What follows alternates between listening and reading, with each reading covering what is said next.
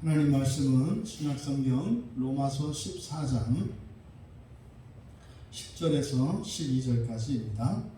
신약성경 258쪽에 있습니다. 로마서 14장 10절에서 12절까지 우리 한 목소리로 함께 읽겠습니다. 내가 어찌하여 내 형제를 비판하느냐? 어찌하여 내 형제를 업신여기느냐? 우리가 다 하나님의 심판대 앞에 서리라. 기록되었을 때 주께서 이르시되 내가 살았노니 모든 무릎이 내게 꿇을 것이요 모든 혀가 하나님께 자백하리라 하였느니라. 이러므로 우리 각 사람이 자기 일을 하나님께 짓고 하리라. 아멘. 하나님의 심판대라고 하는 제목으로 설교하려고 합니다. 10절에서 두 개의 의문문과 그 의문문에 있는 그 내용이 질문하는 것이 아니라 부당하고 잘못된 것임을 가르쳐주는 문장으로 구성되어 있습니다. 내가 어찌하여 내 형제를 비판하느냐? 이것이 첫 번째 질문. 두 번째, 내가 어찌하여 내 형제를 업신여기느냐? 그러니까 이것은 비판할 수 없고 업신여길 수 없다는 것이죠. 그 이유에 대해서 말씀하고 있는데, 그 이유가 우리가 다 하나님의 심판대 앞에 설 것이기 때문이다. 지금 여기에서 말씀하고자 하는 바, 지금 로마 교회 안에 서로 간에 유대인과 이방인들 사이에 또 그리스도인과 맨 처음부터 예수 그리스도를 믿은 이들과 또 유대교에서 개종하여 온 이들 사이에 이러한 다툼과 갈등이 일어났습니다. 심지어는 각 개인이 가지고 있는 신앙의 수준, 그 신앙의 수준에 따라서 또 우열을 비교하는 이러한 일들이 로마 교회 안에 일어났던 것입니다. 그래서 특별히 지금 바울 사도께서 로마 교회의 편지를 쓰면서 가르쳐 주시는 가장 중요한 기독교의 복음의 진수가 사람이 하나님 되는 것, 영화에 대해서 말씀하고 있는데, 왜 그것이 방해를 받고 있으며 또 왜 그런 일들이, 영적인 일들이 교회 안에서 어떻게 일어나는가를 설명해 주고 있는 장면입니다. 지금 교회 안에서 일어나는 이런 갈등과 분열의 문제는 단순히 세상의 일이 아니라 바로 이것은 하나님께서 구원하시려고 하는 그 구원을 방해하기 위한 사단 마귀의, 그리고 우리 안에 역사하는 이런 죄와 허물의 이런 공작인 것을 가르쳐 주시는 거죠. 그러니까 단순히 이것은 인간적인 문제, 개인의 자질의 문제, 개인의 기질이나 성품이나 또한 어떤 일에 대한 문제가 아니라 이것이 철저히 영적인 것인데, 바로 사람의 자녀들을 하나님 자녀 삼으시려고 하는 하나님의 놀랍고 거룩한 그 구원의 일을 방해하는 일이 바로 교회 안에서 서로 비판하고 서로 업신여기는 이러한 일들로 나타난다는 겁니다. 그러니까요, 교회 안에서 일어나는 이런 일들은 그 원인이나 또 사실 여부가 중요한 것이 아니라 바로 이런 모든 교회 안에 이런 다툼과 분열은 영적인 것이 원인이라는 사실을 우리가 기억해야 하는 것입니다. 지금 비판을 왜 하느냐? 왜 서로를 업신여기느냐? 그렇게 할 수 없다. 그렇게 해서는 안 된다는 거죠. 그러면서 지금 그 이유로 모두가 하나님 심판대 앞에 설 것을 말씀하셨습니다. 그러니까 이 10절에 있는 내용을 통해서 우리가 얻을 수 있는 교훈, 첫째는요, 심판하실 분은 오직 하나님이시라는 거예요. 심판하실 분은 오직 하나님이시다. 그러니까 우리들 가운데 어느 누구도 타인을 심판하고 비판할 수 있는 권세를 가진 이가 없다는 뜻이에요. 그러니까 누구를 판단하고 깔보고 하는 이런 권세가 우리에게 없다는 것이에요. 근데 왜 그런 일이 일어날까요? 오해하기 때문입니다. 오해하기 때문에. 착각하기 때문이죠. 우리가 마치 그렇게 할 수 있는 사람인 것처럼 착각하는 거죠. 그래서 10절에서 주시는 교훈의 말씀은 뭡니까? 우리가 누구를 비판하고 업신여길 것이 아니라 우리들은 예외 없이 모두가 다 심판대 앞에 서서 각자가 받을 심판을 준비해야 된다는 거죠. 그러니까 타인의 심판에 대해서 우리가 어찌할 것이 아니라 각자 자기가 받을 심판을 준비하면서 살아갈 일이고, 그것을 위해서도 모자란 것이 인생인데, 그럼 과연 너희들이 받을 심판은 다 준비가 돼서 그렇게 다른 이들을 심판하고 업신여기면서 있는가? 이것은 참으로 언어도단이고, 이것은 굉장히 우리 자신에게도 해가 된다는 사실을 가르쳐 주시는 겁니다. 그런데 완곡하게 부드럽게 말씀하는 것이 아니라 심판은 내가 받아야 된다, 이렇게 말씀하는 거죠. 심판은 내가 받아야 한다. 그래서 심판의 주권을 가지신 분은 오직 하나님 한 분이시고, 그리고 그 심판에 대해서 준비해야 될 것은 타인이 아니라, 다른 지체가 아니라 바로 우리 각자 자신이라고 하는 사실을 기억해야 한다는 거죠. 그러면은 우리가 교회 안에서 어떻게 해야 되겠습니까? 오히려 서로 품어주고요, 서로 도와주고, 또 때로는 도움을 받기도 하고, 또 격려하기도 하고 격려받기도 하면서 심판을 준비해야 합니다. 그것이 교회의 존재 이유예요. 또 교회가 존재하는 방식이 바로 그것입니다. 우리 모두가 예외 없이 하나님의 심판대 앞에 설 것인데, 혼자서는 그 심판을 준비할 수가 없어요. 우리 안에 깊이 감추어져 있는 이 죄들을 나 혼자서는 그것을 찾아낼 수가 없다고요. 우리가 깊은 산속에 들어가서 성경책만 가지고 인생 100년을 우리가 산들 우리 안에 있는 죄들을 드러내지 못합니다.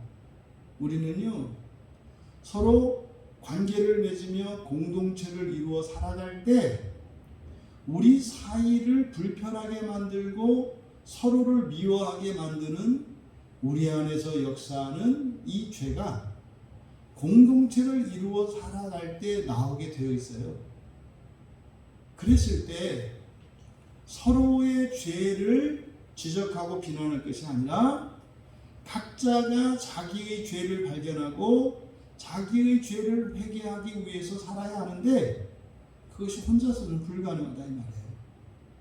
혼자서는 너무나 쉽게 낙심하고 포기하고 좌절하고 주저앉아 버릴 수밖에 없습니다. 그냥 안 되거든요.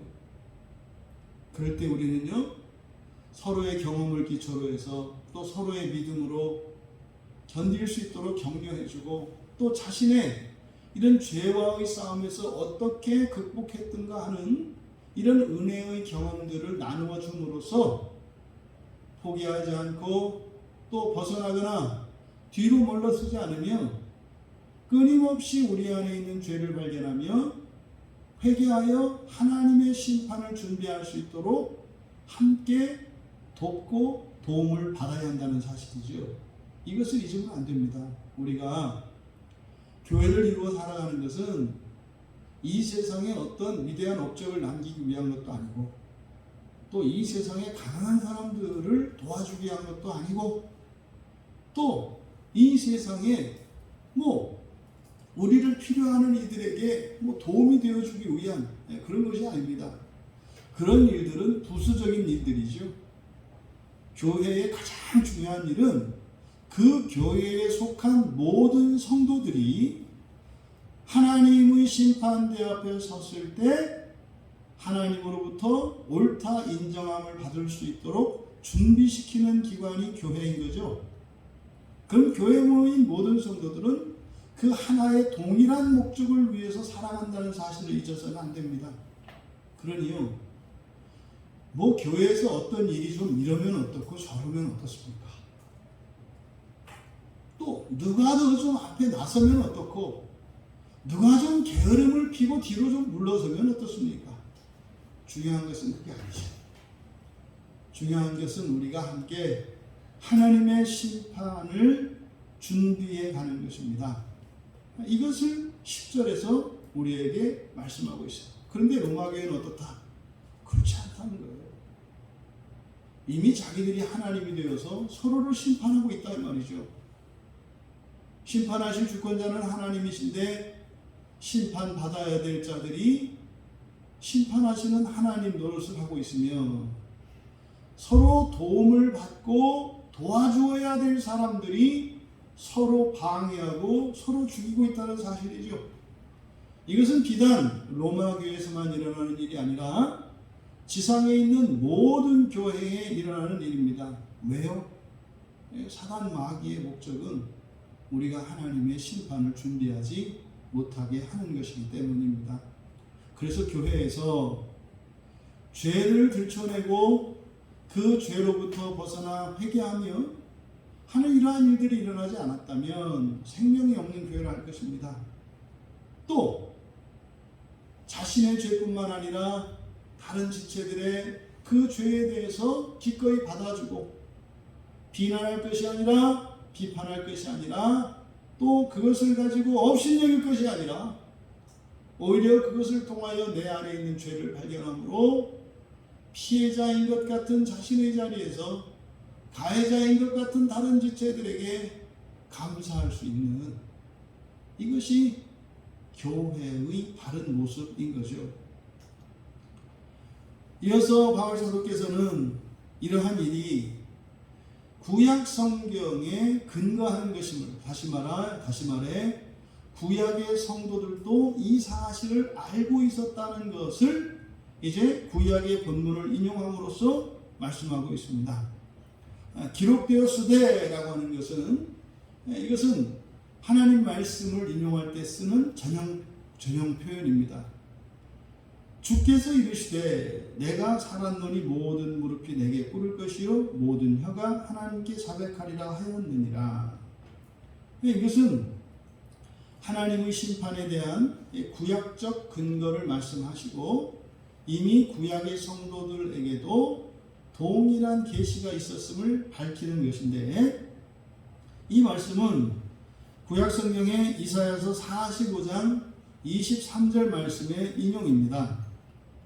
이사야서 45장 23절에 보면 이렇게 되어 있습니다. 내가 나를 두고 맹세하기를 내 입에서 공의로운 말이 나갔은즉 돌아오지 아니하나니 내게 모든 무릎이 꿇겠고 모든 혀가 맹세하리라 하였노라. 약간의 어순에는 차이가 있습니다만 바로 이사야서 45장 23절의 말씀을 인용하시면서 이 말씀에 담긴 진의가 무엇이라는 겁니까? 하나님의 공의로운 말씀이 선포되었으면 반드시 성취될 것이라는 거죠. 그래서 그 하나님의 공의로운 말씀에 대하여 심판이 있을 것에 대해서 말씀한 것이라고 바울 사도가 이 말씀을 해설을 한 겁니다. 이 말씀 이외에도 구약 성경에 하나님의 심판이 반드시 있을 것이라는 것, 하나님의 심판이 모든 이들에게 반드시 일 것이라는 그 말씀이 시편 7편 8절에 보면 나와 있습니다. 여호와께서 만민에게 심판을 행하시오니 여호와여 나의 의와 나의 성실함을 따라 나를 심판하소서. 여러분, 이미 구약의 성도들도요 자신들이 이 세상을 살아가면서 행한 모든 일들에 대해서 하나님이 심판하실 것임을 알고 있었다는 거예요. 모든 사람은 예외 없이 모두 다입니다. 여러분, 지금 구약의 말씀을 인용하면서 우리들이 교회 안에서 생활을 하며 서로 비판하고 우열의식을 가지고 나누며 서로 패가 갈리는 이것들이 얼마나 영적으로 무지하고 가리워진 일인 것인가 하는 것을 보여줍니다. 구약을 인용할 때 우리는 두려운 거죠. 왜요? 구약의 성도들은 망했습니다. 망했습니다. 근데 그들이 모르고 망한 것이 아니라 알고 망했다는 사실입니다. 알고 망했다는 사실입니다. 그러니까 지금 바울 사도께서 이 이사야서 45장 23절 말씀을 인용을 하면서 하는 또 다른 의도는 무엇이겠습니까? 너희 조상들의 그 패배를 기억하라는 거죠. 그 조상들의 실패를 반복하지 말라는 것이죠. 지금 여기서 바울 사도께서 확실한 하나님의 심판이 있을 것에 대한 이 경고의 말씀이 이것이 뭐 처음 이렇게 알려지는 것도 아니고 이미 구약의 백성들에게도 동일한 하나님의 심판에 대한 경고의 계시가 주어졌음에도 불구하고 그들은 결국 그 심판대 앞에서 멸망했다고 하는 역사적 배경을 이들에게 말씀을 하고 있는 거죠. 왜냐하면 이 말씀을 듣고 있는 이들은 이미 구약에 대하여 대부분 웬만한 지식을 갖고 있는 사람들이기 때문에 바로 구약의 이스라엘 백성들의 이 멸망 사실에 대해서, 이 역사적인 사실에 대해서 알고 있기 때문입니다. 그러니까 하나님께서 하신 이 말씀, 내가 살아있다. 살았노니 이렇게 되어 있습니다만 이게 현재형입니다. 그냥 살아있다죠. 살아있다. 나는 살아있다. 그러니까 바울 사도께서 인용한 구약의 말씀을 우리가 나눠보자면 첫째로 나는 살아있다. 이것은 하나님이시죠. 여호와 하나님을 나타내는 것이고 신약에서는 예수 하나님을 말하는 것이에요. 근데 나는 살아있다. 무슨 말입니까? 심판주가 어떻다?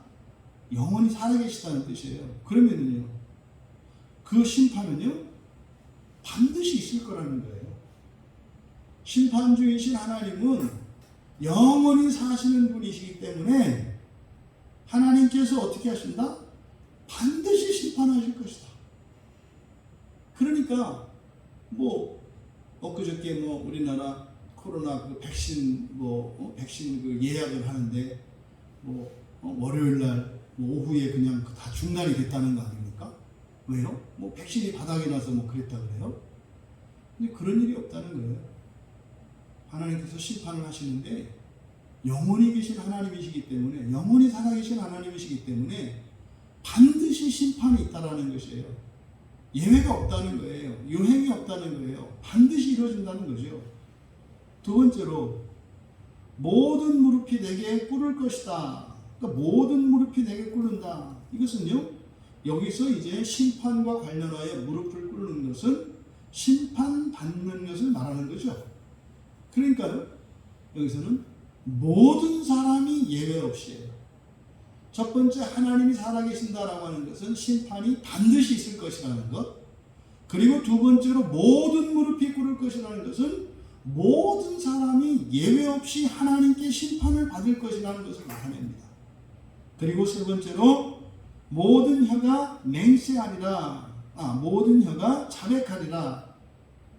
모든 혀가 자백하다. 이 자백하다라고 하는 것이 이제 우리의 신앙 고백이라는 말이고, 이것이 그대로 이야기하면 자백, 고백 다 이렇게 이야기할 수 있는 거죠. 그러니까 모든 혀가 하나님께 자백할 것이다. 이게 무슨 말이겠습니까? 모든 사실을 공개적으로 다 이야기하게 된다는 사실이에요. 이거는요, 감추어졌던 것이 하나도 드러나지 않는 것이 없다는 뜻입니다. 우리의 마음속에 있는 모든 것까지 하나님 앞에 다 드러나게 될 것이다 라고 말씀을 한 겁니다. 그러니까 11절에 이사야서 말씀을 인용해서 바울 사도께서 인용하신 이 말씀을 인용해서 말씀하시는 의도가 뭐겠습니까? 지금 남을 비판하고 남을 업신여기고 그렇게 할 정신이 없다는 거예요. 그렇게 할 겨를이 없다는 거예요. 상대적으로 다른 이들에 대해서, 다른 이들에 비해서 자신이 좀 도덕적으로나 뭐 신앙적으로, 율법적으로 좀 낫다, 이만하면 됐다, 이런 생각을 가질 수 없다는 사실을 자각시켜 주시려고 하는 말씀인 거죠.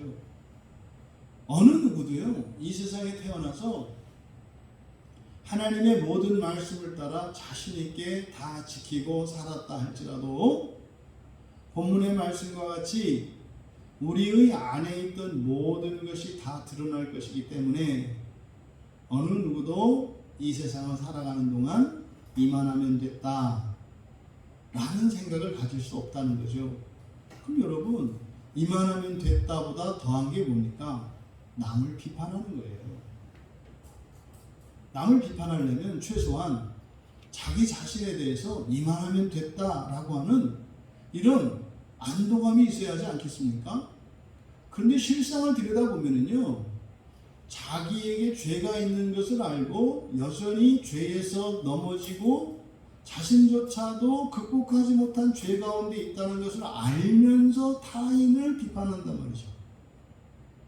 그러니까 이것이 얼마나 무모한 것인가를 우리에게 가르쳐 주는 겁니다.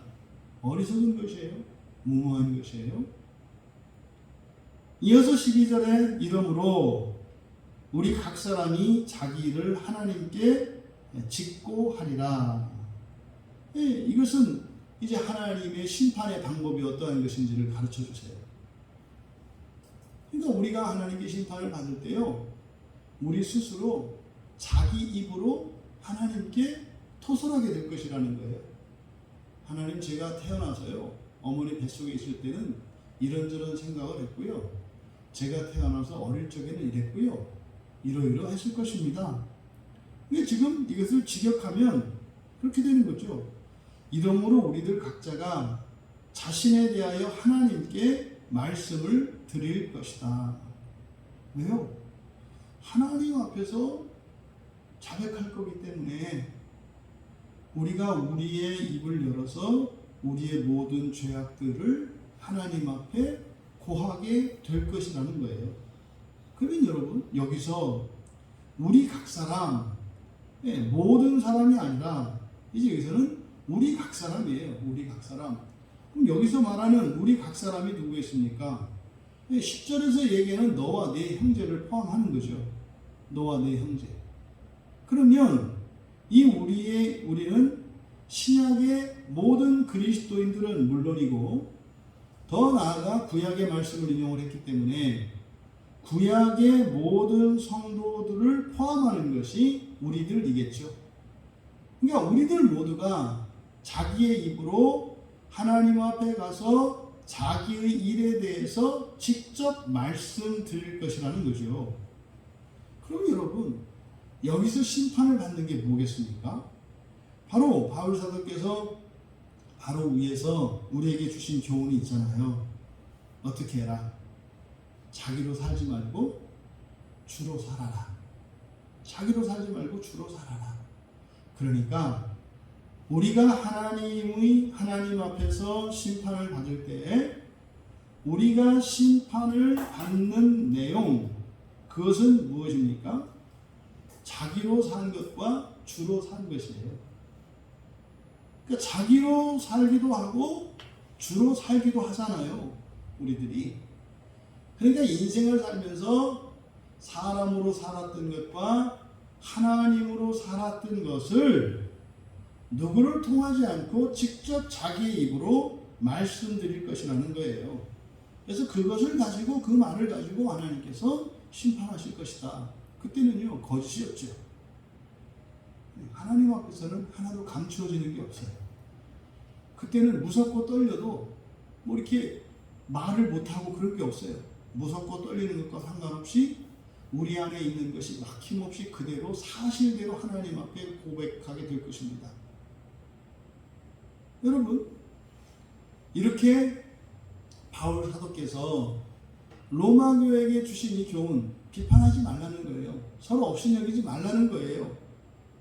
이렇게 이미 2000년 전에 분명한 이런 교훈을 주셨는데도 불구하고 오늘을 살아가는 우리조차 왜 우리가 서로 그렇게 비판하며 업신여기며 사는 걸까요? 그러니까 구약의 성도들도 하나님의 심판이 반드시 있을 것이라고 하는 분명한 계시가 주어졌음에도 불구하고 왜 그들은 서로 그렇게 헐뜯고 서로를 비판하다가 그렇게 멸망을 하였을까요? 여러분, 여기서 우리가 이 교훈을, 하나님의 말씀에 대한 교훈과 구약의 성도들의 역사에서 교훈을 또한 얻어야 합니다. 왜냐하면 우리들도 그들과 다르지 않기 때문이에요. 그들이 하나님의 말씀을 들었고 심판에 대한 경고를 들었고 심판의 절대성에 대해서, 그리고 예외가 없다고 하는, 그리고 반드시 있을 것이라고 하는, 그리고 하나도 감춰질 것이 없이 명백하게 드러날 것이라는 이러한 계시가 구약의 백성들에게도 주어졌음에도 불구하고 왜 그들은 멸망했던가? 그들의 역사적 그 배경을 통한 교훈을 또한 우리가 얻어야 하는 겁니다. 그래서 앞에 7절에서 9절에 걸쳐 한마디로 자기로 살지 말고 주로 살아라, 이렇게 말씀하셨잖아요. 자기로 살지 말고 주로 살아라. 그런데 내가 구약의 성도들과 오늘날 우리 신약의 그리스도인들이 이렇게 하나님의 계시를 듣고 또 들었음에도 불구하고 똑같은 일들이 재현되는 이유, 그것은 오해 때문이에요. 또 무지 때문이에요. 하나님의 말씀을 제대로 깨닫지 못했기 때문이겠고, 뭐겠습니까? 대표적인 것이 심판이 없다는 거죠. 구약의 백성들도요, 놀라울 정도 오늘날 그리스도인들과 유사한 점이 많습니다. 오늘날 그리스도인들이 가지고 있는 큰 착각이 있어요. 예수를 믿는 자는 심판에서 벗어났다고 믿는 거예요. 그러니까 예수를 믿는 사람은 더 이상 심판을 받지 않는다. 그러니까 심판을 받는 것은 예수를 믿지 않는 사람들이다 라고 하는 헛소문입니다. 이건 헛소문이에요. 이것과 유사한 헛소문이 구약의 백성들에게 있었는데 아브라함의 자손은 심판받지 않는다는 거예요. 나는 아브라함의 자손이기 때문에 심판받지 않는다. 심판은 누가 받는다? 이방인이 받는다는 헛소문이었어요.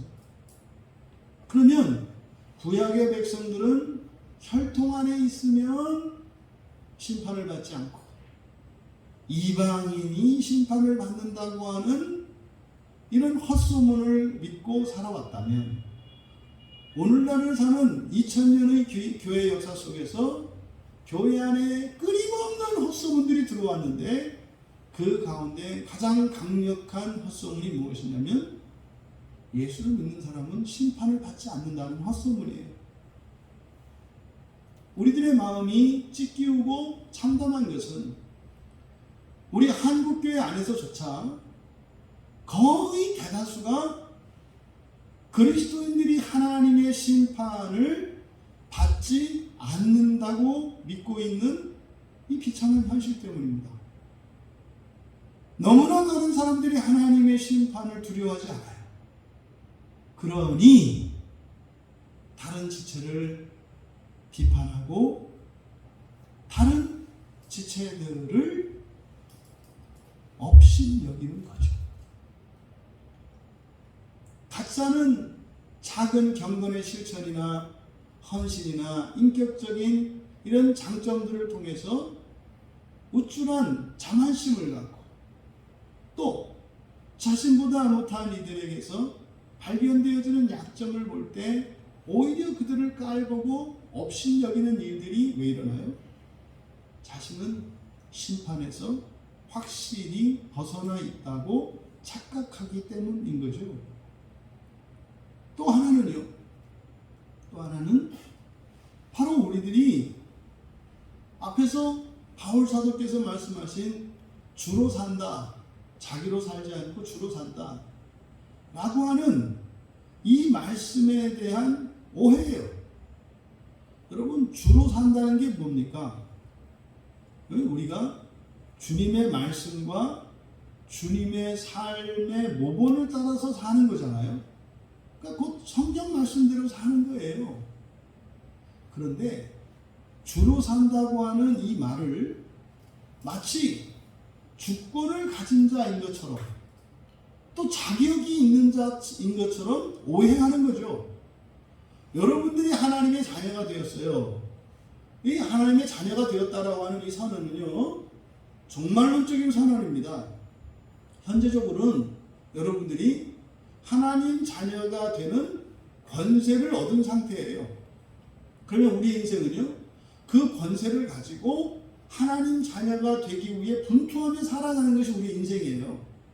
하나님 자녀가 최종적으로 완성이 되는 것은 주님께서 재림하셔서 우리를 부활시키실 때 완전한 하나님 자녀가 되는 거예요.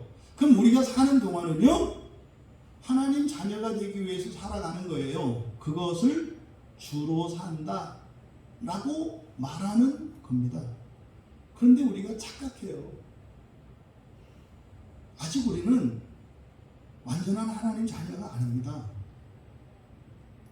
우리에게 주권이라고 하는 것은 기껏해야 내 안의 주권이에요. 내 안에서.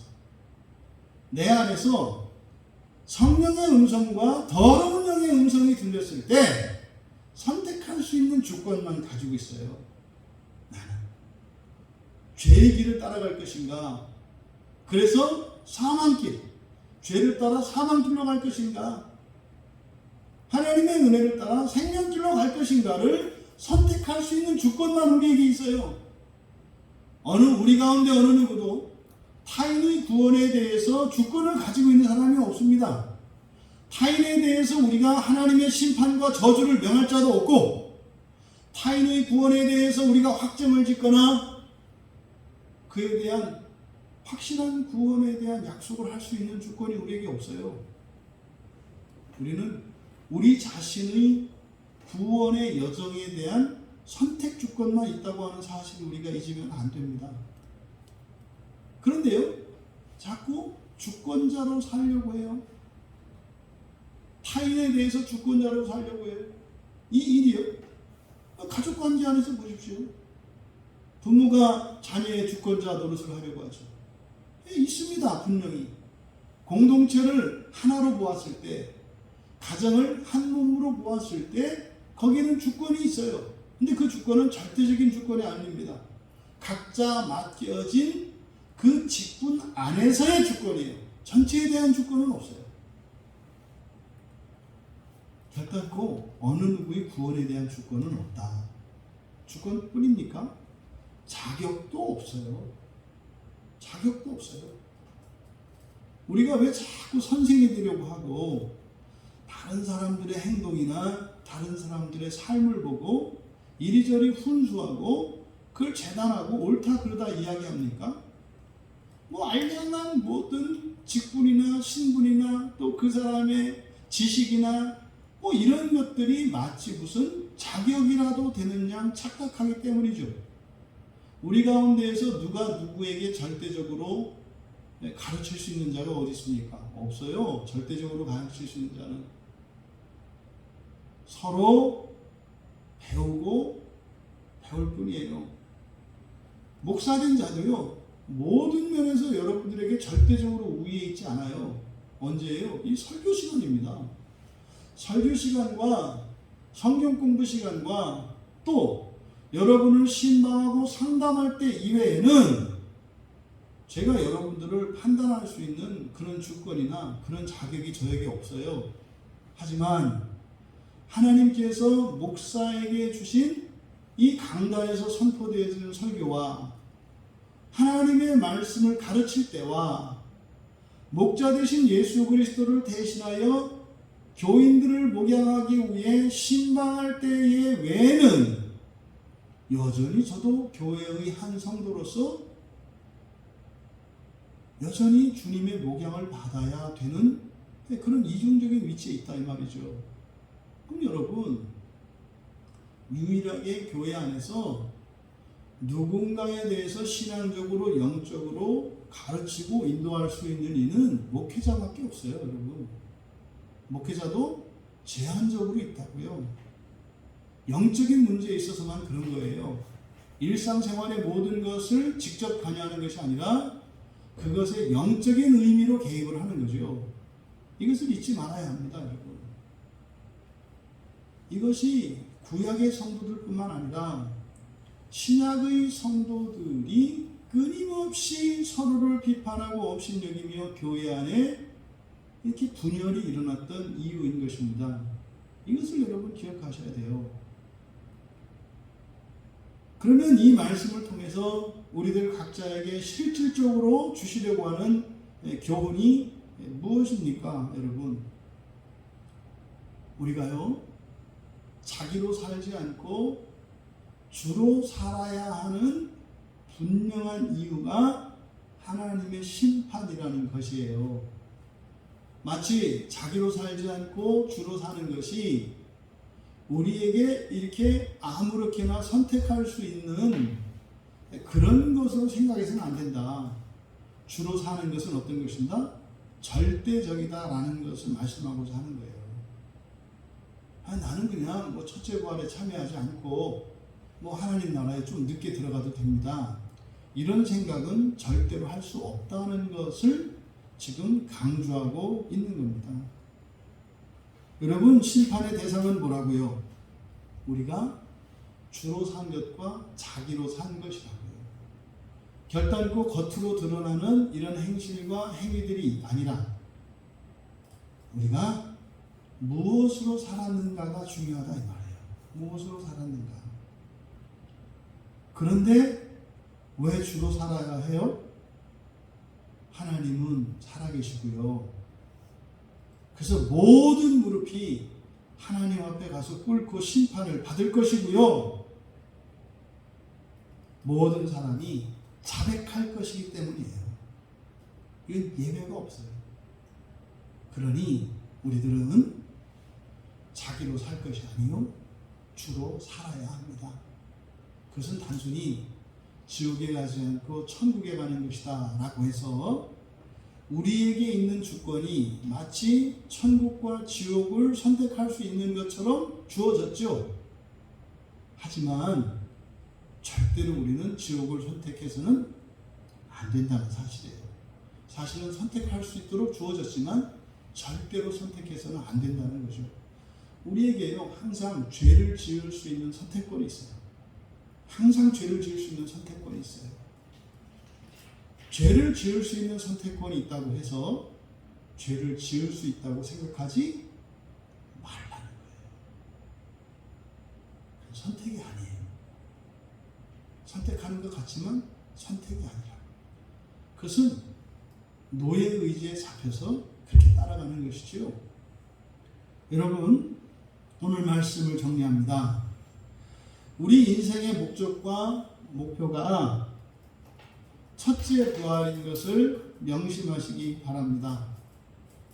여기서 여러분이 하루에 수십 번, 수백 번이라도 자꾸 되어야 하고 자꾸 여러분들이 고백하셔야 됩니다. 금세 사라집니다. 새겨지지가 않습니다.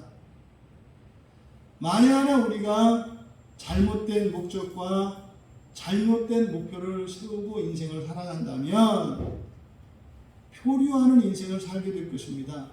그러면은요, 감당할 필요가 없는 이런 시험과 고난에 노출이 돼요.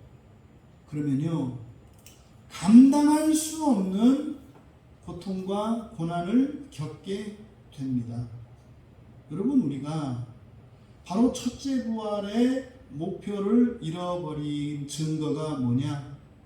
서로 비판하고 업신여기는 것이라는 거예요.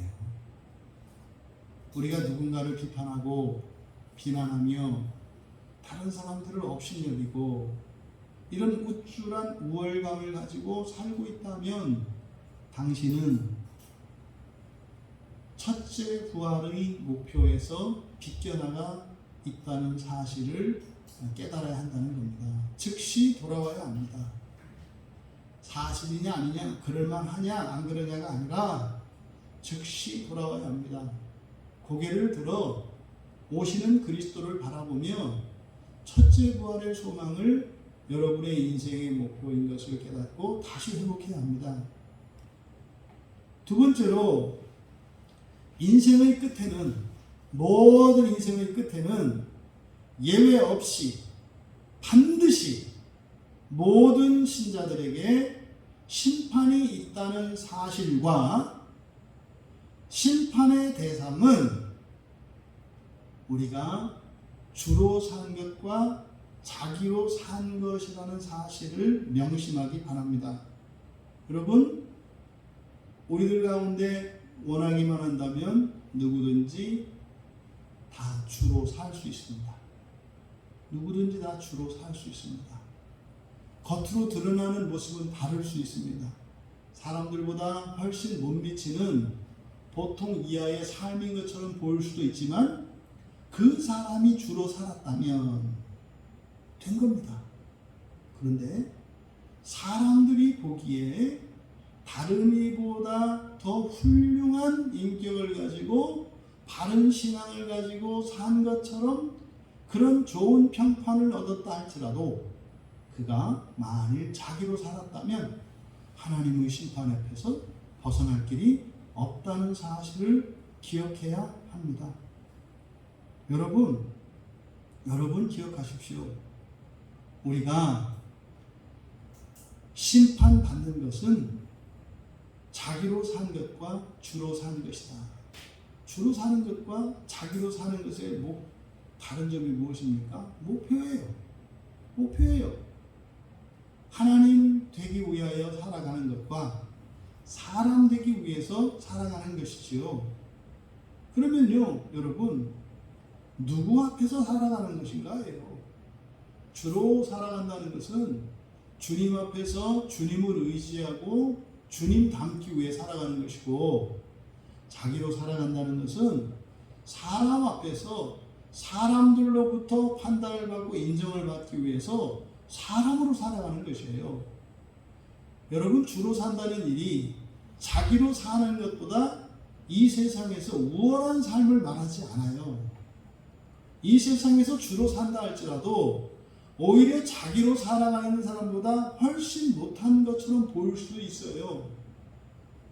중요한 것은 우리들의 목표가 이 세상이냐 하나님 나라냐, 사람 앞에서냐 하나님 앞에서냐, 내가 과연 바라는 것이 무엇이냐, 이것이 중요하다는 겁니다.